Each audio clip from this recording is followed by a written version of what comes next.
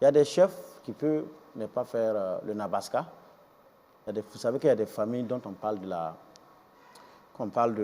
du doyen de la famille. Voilà. Par exemple, si le chef est un enfant et la famille a un doyen, il peut se référer au doyen de la famille pour qu'il fasse le Nabaska de la famille. Voilà. Au Baska de la famille. Maintenant, si c'est une obligation pour le chef de le faire aussi, il doit le faire. Voilà, c'est ça. C'est comme je vous disais, le Baska n'est pas seulement pour le chef. Ce n'est pas pour le chef, hein, c'est pour toute la famille.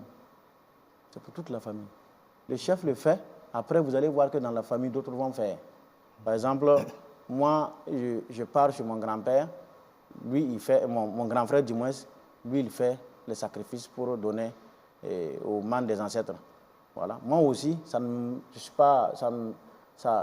pas interdit que moi aussi, je viens le faire chez moi, en faisant les offrandes. Mais tout comme fait, il faut que je parte d'abord chez le grand frère avec tout ce que je dois amener pour qu'on fait là-bas, avant que moi, j'aie la permission en tant que petit frère de faire aussi pour moi.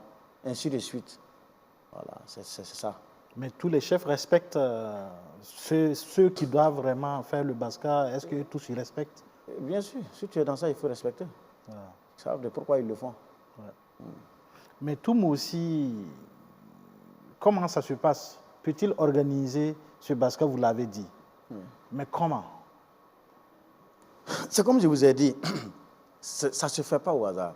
Le Baska se fait, quand vous voyez quelqu'un qui fait le Baska, qui peut donner des offrandes aux ancêtres, c'est que son papa n'est pas là. Puisque tu ne peux pas donner à ton grand-père. Chez nous, dans notre croyance, c'est le père qui est ton Dieu, premier sur terre. Donc, quand ton père n'est pas là, c'est au papa que tu donnes l'offrande. Et tu lui demandes de donner ça à tous les ancêtres qui sont là. Voilà. Et tu commences à faire vos vœux que vous voulez. Voilà. Tu ne peux pas être au devant des choses pour faire le Baska, du moins que ton papa vit, ce n'est pas possible. Puisque tu ne peux pas donner à ton grand-père si ce n'est pas le papa. Okay. Voilà, c'est ça. Voilà pourquoi je vous ai signalé que toute personne que son papa n'est pas là pouvait le faire dans le temps ancien. Le moment, quand le chef finit pour lui, ça donne l'ouverture à tout le village, tous ceux qui veulent faire, de faire. Voilà.